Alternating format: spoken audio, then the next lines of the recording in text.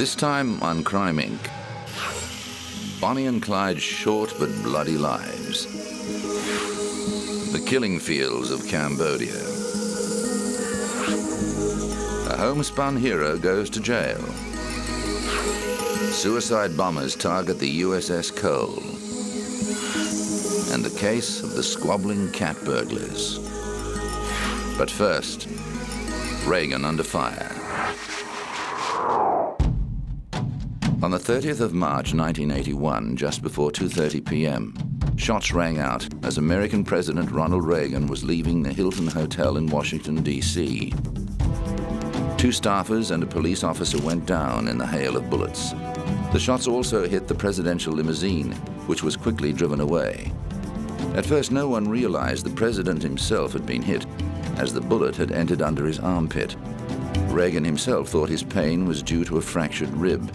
But when his security men checked him for injuries, he coughed up blood, indicating a punctured lung.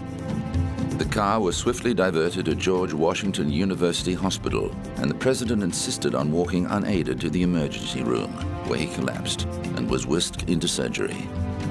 Fortunately, Reagan recovered well and was soon out of hospital. He returned to the Oval Office less than a month after the shooting, to the applause of his staffers. As the shots rang out at the Washington Hilton, it didn't take authorities long to identify the culprit. He was John Hinckley Jr., the son of a wealthy, well-connected Texan oil family. Hinckley had become obsessed with the 1976 movie Taxi Driver, in which a character played by Robert De Niro plots to assassinate a presidential candidate. He fixated on actress Jodie Foster, who portrayed a teen prostitute in the film. In 1980, Foster was studying at Yale University, and Hinckley enrolled at the college in an attempt to get near her.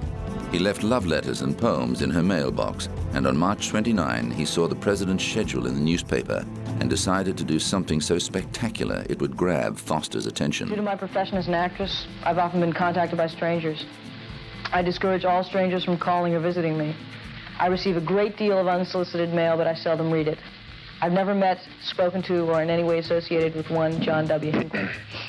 Last fall, I received several pieces of unsolicited correspondence signed John W. Hinckley or JWH, and I threw them all away. This is not uncommon, as I receive a great deal of similar unsolicited correspondence. At the beginning of March, I received three or four or more notes similarly signed, and on March 6, 1981, I gave them to my college dean, who in turn gave them to the Yale police. These are now in the custody of the FBI. In none of these letters and notes I received was any mention, reference, or implication ever made as to violent acts against anyone, nor was the president ever mentioned. I've cooperated fully with the FBI, the Secret Service, and the U.S. Attorney's Office, and I will continue to do so. The aftermath of the shooting saw Hinckley in jail and Foster under siege from the press. For years afterwards, any mention of the shooting would be enough to have the actress immediately leave the interview. She confined her comments to the press conference held soon after the assassination attempt, an article entitled "Why Me?" written for Esquire magazine in 1982, and a 60 Minutes interview in 1999. Foster was also compelled to testify that she had no relationship with Hinckley at his 1982 trial. Hinckley's family hired the best defense money could buy, high-powered lawyer Vincent J. Fuller, who successfully argued that Hinckley should be found not guilty on the grounds of insanity. Instead of a life in jail, Hinckley was admitted to a psychiatric hospital for an indefinite period. There he remains, although he's since been allowed out to spend time with his family. Reagan served out his term as president and won the next election by a landslide, despite being well into his 70s. His vice president, George Bush, succeeded him. Jodie Foster went on to have an Oscar-studded career, specializing in playing victimized women who fight back against their attackers.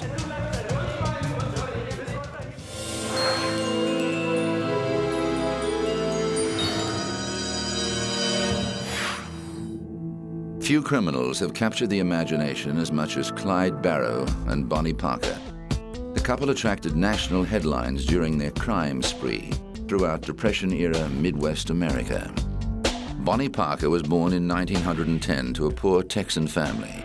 She excelled at school and was particularly known for her creative writing. Married at 15, she separated from her unreliable husband 3 years later and was supporting herself as a waitress when she met Clyde Barrow in 1930. A year older than Bonnie, Clyde came from a poor farming family and had done time in the Texas prison system for his role in various small-time crimes. It was love at first sight for the couple, but only weeks after they met, Clyde was sent back to jail. A love-struck Bonnie smuggled him a pistol, and he escaped briefly before being recaptured. In 1932, thanks to pressure from his mother and chronic overcrowding in the prison system, Clyde was released. Before long, the petty crim and his associates moved on to bigger things, killing a man during a store robbery gone wrong, and murdering a sheriff's deputy, the first of 9 lawmen to meet their death at the hands of the Barrow Gang. Bonnie and Clyde and their gang members, including Clyde's brother Buck and sister-in-law Blanche, traveled Depression America, robbing banks, convenience stores, grocers, and gas stations. The glamorous couple became national celebrities. Their fame increased when a raid on one of their hideouts uncovered a roll of exposed film, and the photos included Bonnie posing with Clyde's beloved Browning automatic rifle, although later evidence suggested she never actually shot anyone herself. But while the public viewed Bonnie and Clyde with a romantic aura, the 13 deaths attributed to the Barrow Gang made the police less sympathetic. They had cornered Clyde several times and killed or wounded several of the gang, including Buck. But an encounter with Clyde's arsenal of stolen weapons inevitably led to police fatalities. A posse was set up to secretly hunt down Bonnie and Clyde by using gang member Henry Methuen. In return for a pardon, Methuen deliberately lost the gang, knowing that Bonnie and Clyde would go on to the rendezvous point at his parents' house in Gibbsland, Louisiana. At 9:15 a.m. on May the 23rd, 1934, when Bonnie and Clyde sped in their stolen Ford V8 along a laneway near the Methuen farm, shots rang out as the party of 6 lawmen emptied first their automatic weapons, then their shotguns, and then their pistols into the car, an estimated 50 rounds of ammunition. The couple didn't have a chance. A crowd quickly gathered, and locks of Bonnie's hair, snippets of her clothing, and fragments from the car were taken as grisly souvenirs before an angry coroner arrived at the scene and ordered it to be secured. During their escapades, Bonnie had put her writing talent to good use, penning the Ballad of Bonnie and Clyde to give her side of their story. It became apparent that the couple expected that their crime spree would end in a hail of bullets. Although Bonnie's ballad predicted that the two of them would be buried side by side after they died together, her family insisted on separate cemeteries. But thanks to several movies, books, and plays, the couple remained together forever in the public mind.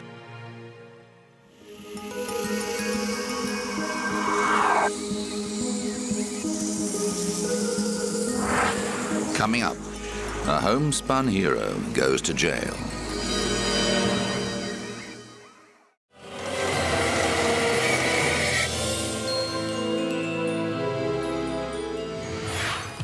In 2005, America's favorite homemaker, Martha Stewart, launched a new daily show. The glitzy opening title showed the former model hamming it up as she recreated fashion photos taken in the 1960s. And in a cheeky nod to the court case that made Stewart notorious, there's a shot of her flanked by police officers. For while Stewart had made her name as the Queen of Chintz, thanks to her wildly popular housekeeping and designing tips, an unfortunate connection with a stockbroker resulted in her becoming a convicted felon.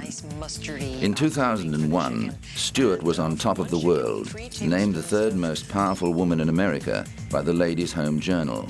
But that same year, her world came crashing down when an investigation was launched into why she had sold $230,000 worth of stock in biopharmaceutical company Imclone, a day before it was publicly revealed that the company had failed to get regulatory approval for the drug Erbitux.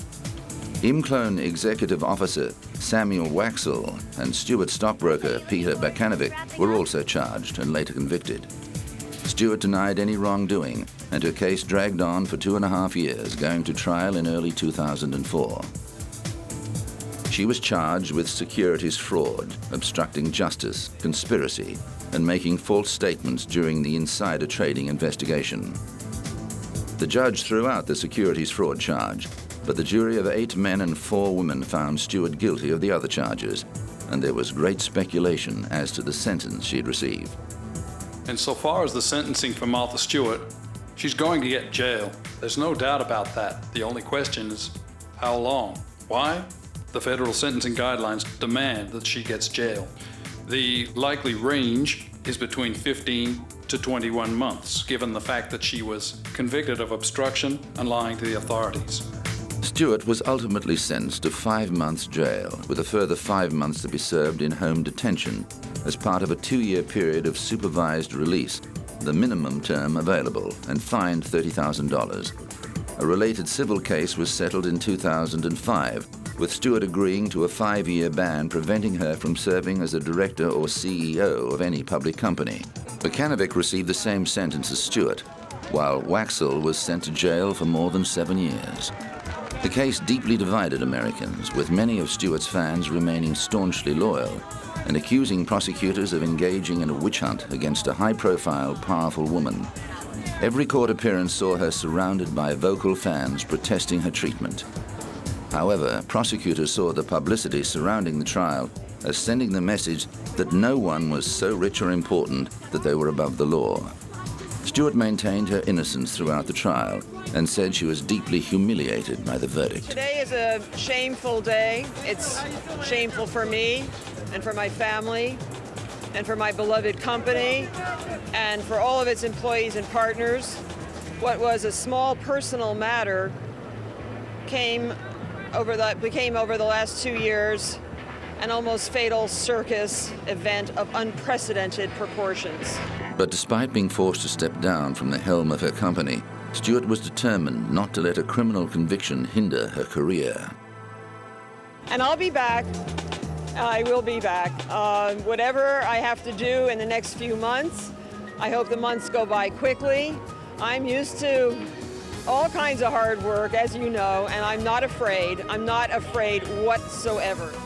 Sure enough, before long, Stewart was back in the public eye, candid and good-natured about the 5 months she'd spent in federal prison. On television in 2005, she cheerfully hiked up the hem of her trousers to show off the electronic monitoring bracelet she wore as part of the home confinement sentence. In the years since her incarceration, the public and the entertainment industry have proved to be forgiving, and she returned to daytime television with The Martha Stewart Show in 2005, which has been nominated for a number of Emmy Awards. Writing a book called The Martha Rules, and it's a business book. My baking book, my first book in 6 years, cookbook, comes out in November, and I'm real excited about that, and many, many, many, many more things. How humane are fur farms? And the multi-talented media performer has also lent her name to an anti-fur campaign after being approached by people for the ethical treatment of animals while she was in jail. Had an untreated eye infection. It appears the rehabilitation of her public image is complete.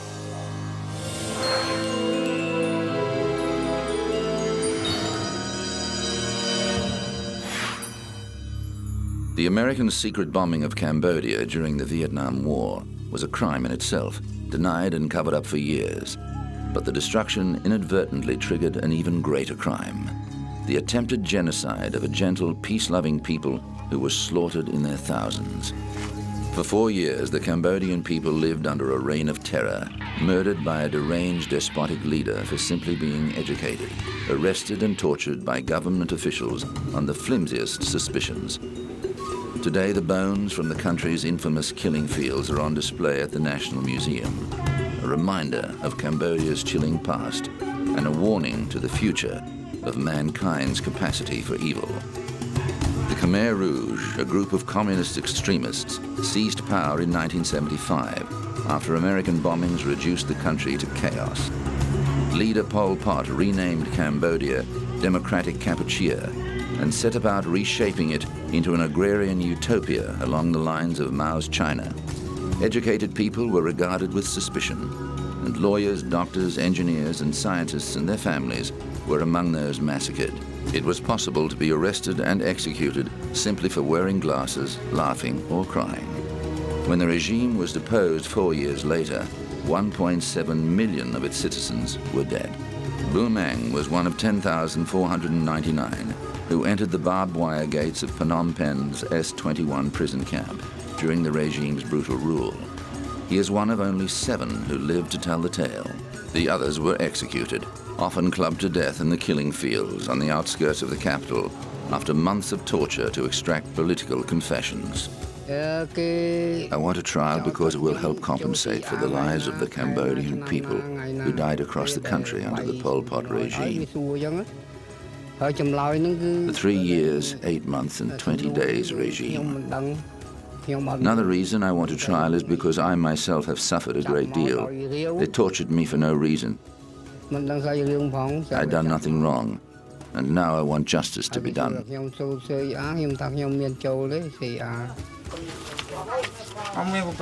I didn't know what they were accusing me of. They just came and arrested me and took me to S-21. When I got there, I found out they were accusing me of being a CIA spy. They kept on asking me questions about this while they were torturing me. I replied, I just don't know. I'm not working for the CIA. Justice has been slow for people like Bu Meng, and it's taken more than 20 years for a criminal tribunal to be set up. Meanwhile, the Cambodian people continue to rebuild their lives and work at healing the wounds left by 3 decades of conflict.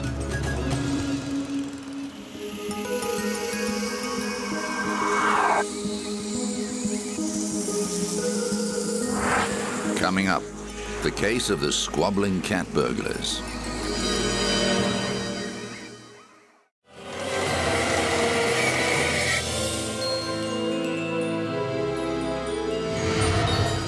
A year before, September 11 had focused the world's attention on Al-Qaeda.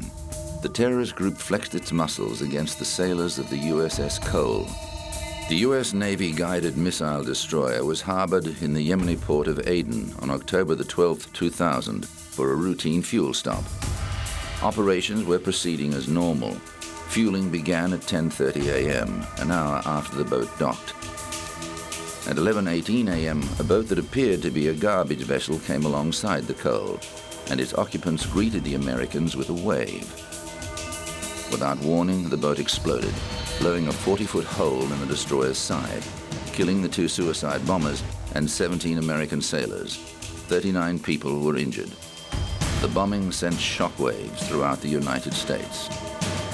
Terrorists are determined to intimidate and prevent the United States from pursuing our worldwide national security interests, and they will continue to tenaciously look for exposed seams in our force protection armor. Their fundamental conclusion is that we must view terrorists as a relentless enemy and, quote, confront the terrorists with the same intensity and discipline that we've used in the past to defeat conventional antagonists. An FBI investigation and 2 Pentagon reviews recommended tighter security for American forces abroad. Investigations pointed the finger squarely at the Al-Qaeda organization, a terrorist group founded by wealthy Saudi dissident Osama bin Laden that was also implicated in the 1998 U.S. embassy bombings in Tanzania and Kenya. The suicide bombers were identified as Ibrahim al-Thwa and Abdullah al-Misawa, both of Yemeni nationality. They used several hundred pounds of military-grade explosives to carry out their mission. Several other Yemenis, including Jamal al-Badawi, were later charged with 50 counts of terrorism offenses, including murder of U.S. nationals and murder of U.S. military personnel. 2 of the men had been captured shortly after the attacks and held on suspicion of involvement, but escaped in 2003. They were recaptured in 2004, but al-Badawi escaped again 2 years later. The attacks led to much soul-searching within the American intelligence community. It's clear that there was a seam in our force protection armor, as I've phrased it, that there are institutional changes which have to be made and improvements which have to be made to try and prevent this from taking place in the future, once again with a caveat that as good as we get or will get in the future, that terrorists are bound to examine other ways of finding vulnerabilities. While changes were made to the U.S.'s intelligence operations, unfortunately evidence that Al-Qaeda was intensifying its campaign against the United States was not pieced together in time to prevent the September 11 attack. that saw terrorists hijack airliners and crash them into New York's World Trade Center and the Pentagon. The USS Cole itself was saved from sinking by the dedication of its crew, who worked around the clock to keep it afloat in the aftermath of the attack. The Blue Marlin, a transport ship more used to carrying oil rigs than a destroyer, brought the 8,300-ton vessel home. Al-Badawi turned himself in to Yemeni authorities in 2007, but was pardoned by the government after pledging to renounce terrorism. However, he remains on the FBI's most wanted list, with a $5 million bounty on his head. In 2007, a U.S. federal judge ruled that the Sudanese government had contributed to the attack through its support for al-Qaeda and ordered it to pay $8 million in compensation to the families of the 17 victims.